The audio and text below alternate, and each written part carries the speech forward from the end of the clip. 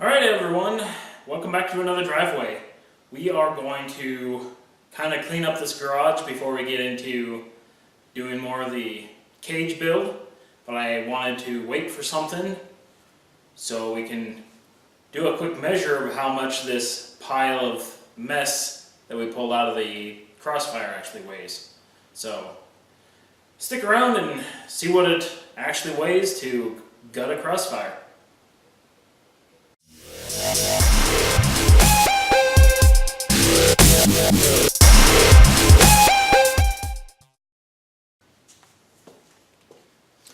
Alright, so essentially we got a tarp laid out so we can bundle everything up, and then we've got a crane scale. So let's get dumping all this stuff in here and see what we have.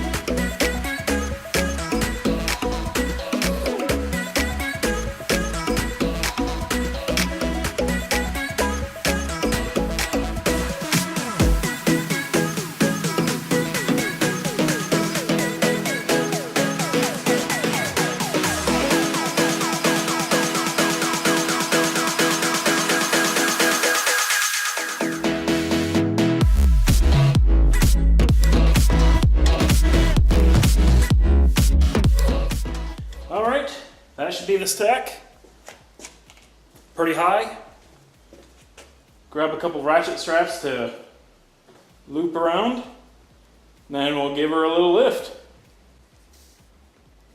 All right, so let's fire it up. We are on pounds, so let's see what happens.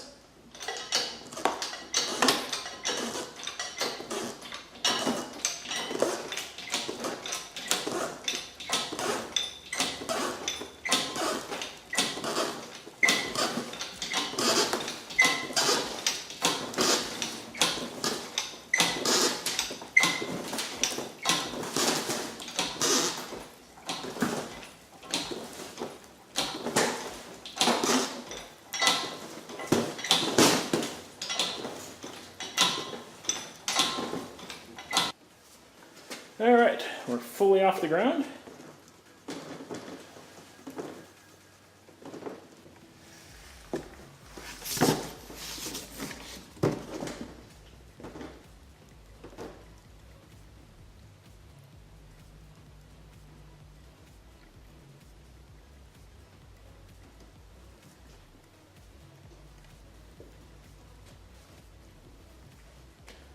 So we're talking about 215, 220. That's not too bad. Alright, so if you're counting, that is 220 pounds, and then the seats were 55 apiece for an additional 110. So that's 330 pounds that is currently pulled out of the Crossfire. So with the lighter seats, it should be probably, let's just call it 30 pounds for the pair. We're at a savings of about 300 pounds. So that should be enough to make up for the additional weight of the engine and the roll cage. So I'm guessing the roll cage is going to be somewhere about 250 pounds, 200 pounds, somewhere in there, since it's going to be an extra thick, bigger size. So not too bad. All in all, we'll be pretty much close to our same weight, maybe just a touch under. So it usually runs about a 3,000 pound car, so we will be sticking around there. And maybe with a little hood upgrade and such like that, we can get it below 3,000 pounds in that 2,900 area, and that would be a good spot for it. So well, let me go try to figure out where to put all this crap, and we'll be back in a little bit.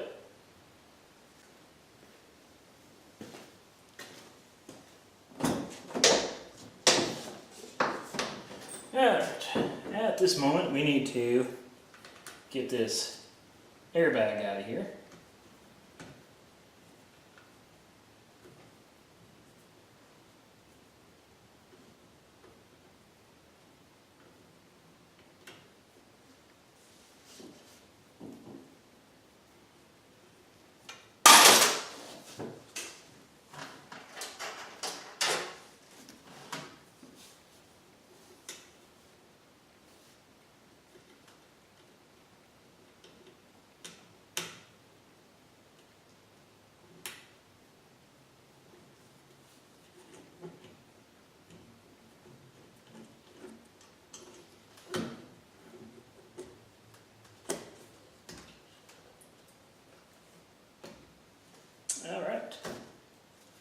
Airbag out. Woo.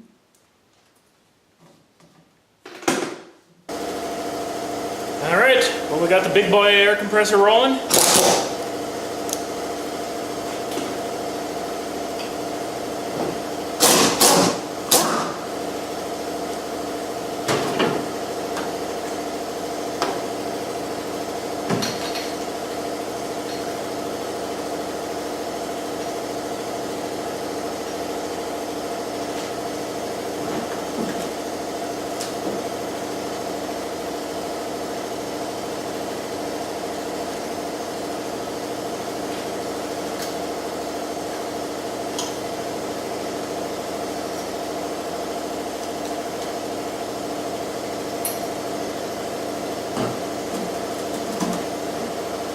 Just that easy. Alright, so let's just take a moment and talk about the roll cage. I already put in an order for 1 3/4, 120 wall DOM.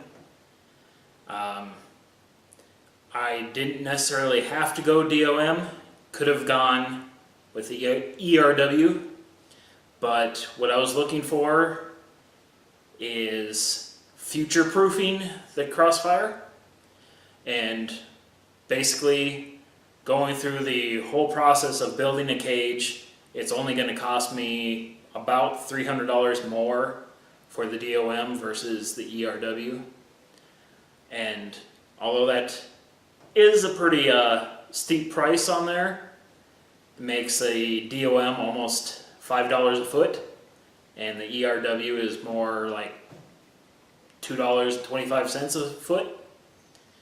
But from what I was looking at in all the rules, so I looked at NHRA, SCCA, what even 24 hours of lemons requires, and you can kind of see this trend of wanting to enforce DOM. Like Lemons puts it in there as highly recommended. So 9 times out of 10, in about 10 years, anything that's highly recommended will be mandatory. So I decided if they're going to go with a DOM as a requirement for future cages, I want to make sure that I am above and beyond any class of something that I might enter. As a whole, I would probably be able to get away with the ERW just perfectly fine, because I'm probably not going to enter any professional classes and such, but I wanted the possibility, so if I go to something like an LS Fest where you need an NHRA approved roll cage, that my cage is sufficient to run there. So also, I'm betting my life on it, so may as well go with the slightly stronger stuff. Anyways, since I'm going to be dealing with expensive pipe, or tube, I suppose, I decided to go pick up some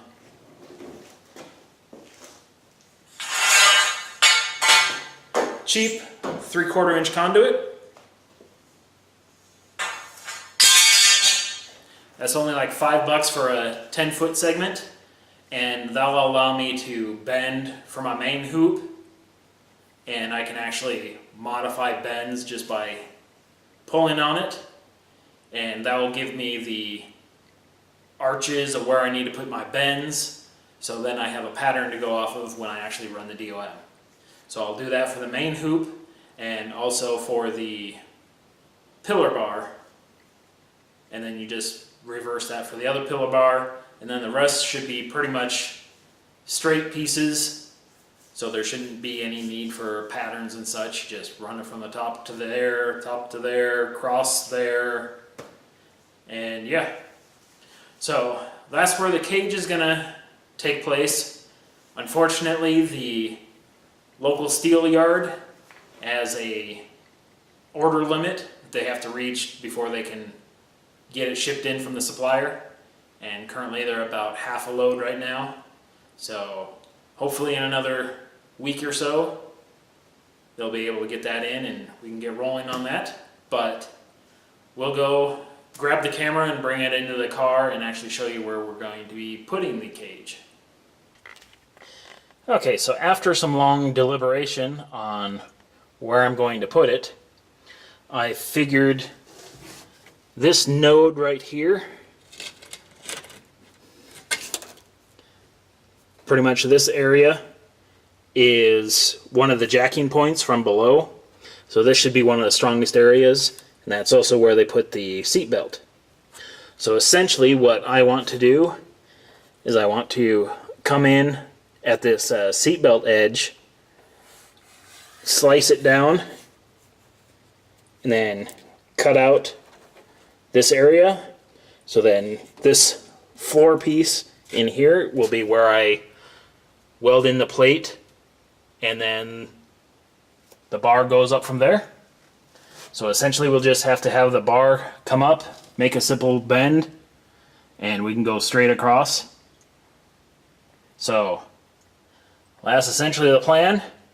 I will probably do this cutting part off camera because I've already damaged this lens on this camera and don't need to damage it anymore. So I'll get the seat belts out and get this place carved out, and then we'll have a place to go when we get the cage rolling. Alright, so that's going to be the plan for the future of the Crossfire. It's another kind of light episode. Essentially we're just waiting on parts and that type of stuff. And if you already noticed, I carved out the place for the seating on the passenger side already. So when we get these bars in, actually we can probably start on our EMT patterns first, but once we get everything in, it's going to be all building. We shouldn't have to tear anything else apart. So coming down the back half of the build, finally done with the destruction, and we get to the construction. So in a future video I'll have to make sure we weigh the engine and transmission that we took out of this thing, just to get a rough estimate of how much more weight we're putting on the front end, so we can check and make sure we balance things out. Hopefully probably put the battery in the back area. Just want to try to keep that balance that the car originally had. So if we keep similar weight and similar balance, we'll have a boatload more horsepower, and it'll still drive and handle exactly the same as previously. Because it actually pretty much handled quite nicely for what I'm considering. So hopefully that's where we end up with.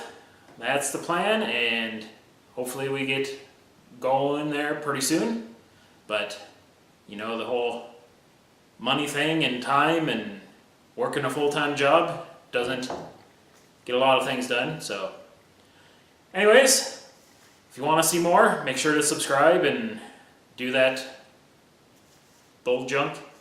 And I guess I will catch you guys later. Yeah, later.